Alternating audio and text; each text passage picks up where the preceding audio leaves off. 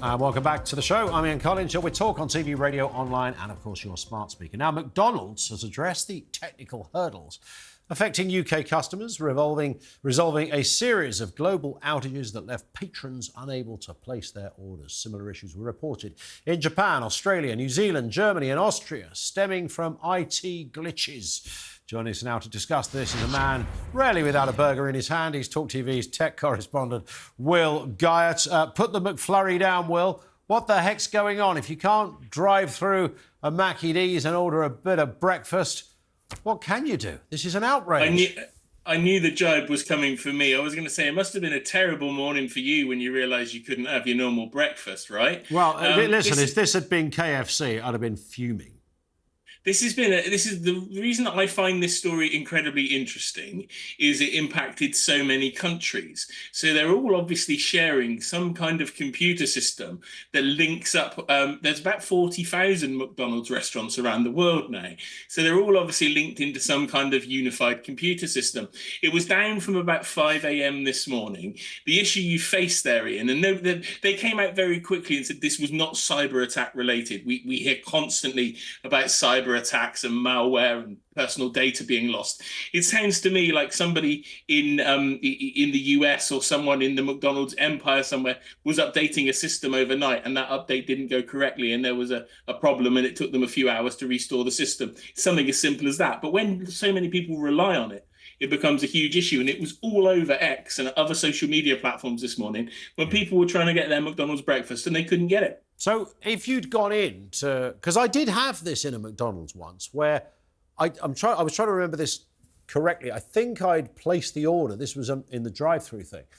By the time I got to the window, whatever had gone wrong had happened. And so sorry, it's all gone wrong. We can't do nothing.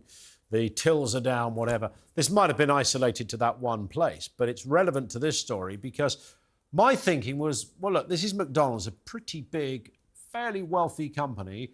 The 8-10 cars that were in the queue, just give everybody a burger, mate. Just get burger and fries and a Coke or whatever and say, look, come back and pay us tomorrow. A third of people would have done it. 2/3 might not have done. So what? What about this case today, then? Were people mid-order? Did they have to close down shops? How did it work? I didn't think you paid for your McDonald's thanks to that platinum card. But what was interesting... Right.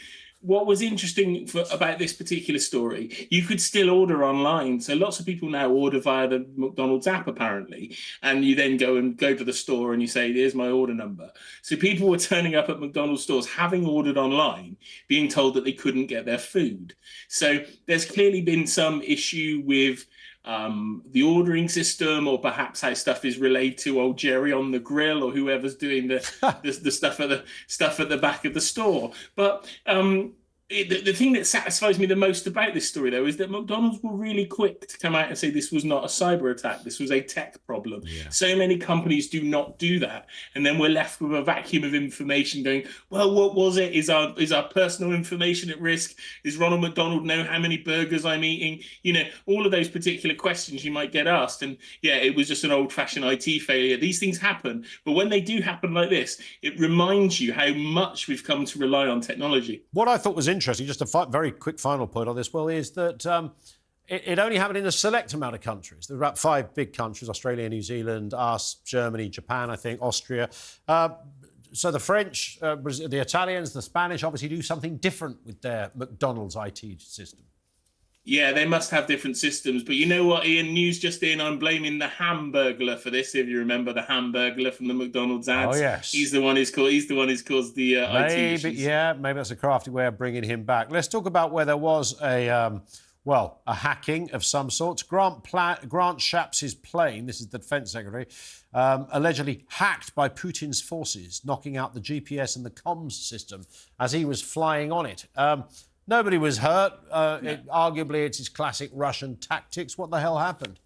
It's not true either. His plane was not directly hacked. Nobody is suggesting for a second they saw his plane there and decided to do this. What Russia are routinely doing near the Russian borders is basically hacking the GPS system. So that doesn't mean they've done anything to his plane. Russian hackers or spies didn't get control of the plane. All it's strictly doing is messing up how the GPS coordinates report. So basically, the best way to describe it is, when you're just leaving your home in leafy Kent, it will probably tell you that you were somewhere off of the Dover coast on your sat nav, because what it's actually doing is disrupting the sat nav coordinates, which make GPS hard to use. Now, GPS is used on planes, GPS is used in missile systems, GPS is used in all kinds of places, which is why the Russians have clearly worked out a way of routinely disrupting it. Let's talk about TikTok. The US House passes a bill that could ban TikTok across the United States. Who would have thought it? Well, it's a crazy story, this, because in 2020, Donald Trump tried to ban it. Donald Trump now says he's against this and would probably overturn any ban if it came into power. And he's also suggesting that Mark Zuckerberg is an enemy of the state, and suggests that Meta and all of its business is bad, and he likes TikTok. And guess why he likes TikTok? Because his content performs very well on the platform, whereas he suggests, and his followers suggest, that Meta platforms like Facebook and Instagram are deliberately and routinely stopping Donald Trump having content or blocking anything that's being posted to it. I mean, he was banned on those platforms as well, too, let's not forget. Joe Biden is saying he's going to support this if this ban comes to him and he needs to sign it off. But he's also using it for his political campaign. So it's another of those massive contradictions. America's got absolutely obsessed by communist China and is convinced that there's Reds under the bed, and it's kind of like this situation whereby the influence of brainwashing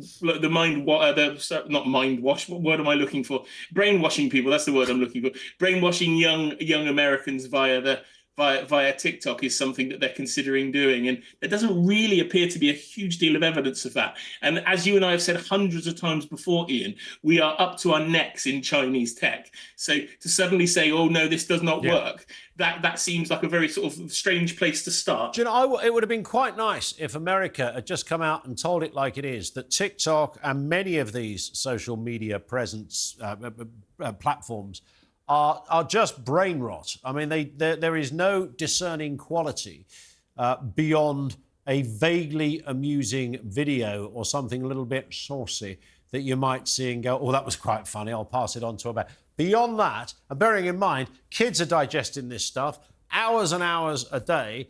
It is tosh, it is nonsense, it's in the gutter, it's rubbish, it's killing our kids' minds, their thought processes, their freedom of thought. Everything is being compromised. They are finding themselves spending hours every single day glued to a screen to watch some Herbert who can play a classical piece of music on their frying pan with the help of their pet giraffe or some other amusing video. Nothing good can come of it. So I was hoping that purely on an intellectual level, they would get rid of this nonsense. But apparently it's nothing like that. That is exactly the type of response I would expect from a 64-year-old TV presenter. That is exactly the level of response. You can't defend TikTok, Will. Ian, what good? Tell me what good comes of TikTok. Come on, sitting there in your arcade. Your station was talking about the fantastic success of Ray at the Brit Awards several weeks ago, this young, independent British musician. Her success came pretty much entirely from TikTok. She went completely independent from her record label. And as a result, she's then become hugely successful and popular on the back of her TikTok fame. That's given her power that she didn't get from the record labels, and it gave her independence. There's thousands of great examples like that. And if you said you were looking at mildly racy content, I don't know which bit of TikTok you're looking at. Well, I'm talking about, adult kind of... I'm not talking about pornography, by the way. I'm talking about adult humour. Yeah, you can find something funny on there that you might not want your kids to see, but kids will see. Okay. There's loads of things you can do to control But you've TikTok probably got pornography on there as well, I'm sure. I'm sure there is content that young people shouldn't look at, but TikTok and other platforms do have series and sets of controls that you can put in place for younger users and younger audiences. But that just comes down to the parents or the adults involved in the situation. Because it's bypassed, isn't it? It's not an age thing. There's no good. We don't need this. We're rotting our brains, Will, with this kind of caper. You're a tech giant. You love all this garbage, don't you? It's how you furnish your home. But this is coming from the man that texts me asking how to do certain things on YouTube. I don't want to ban technology. I don't want to ban YouTube. YouTube's brilliant. I don't want to ban Twitter.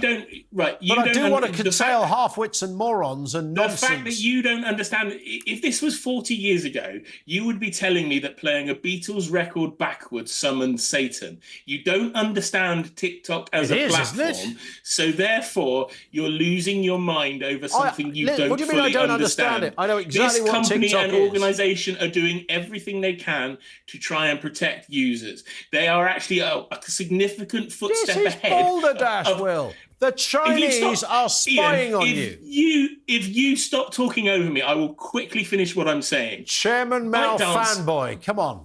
You got 10 seconds, Will.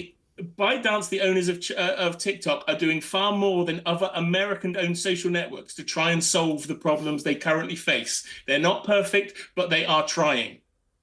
I'll let you get back to your army, in the corner. Thank you, Will Guyatt, our tech correspondent, with us here.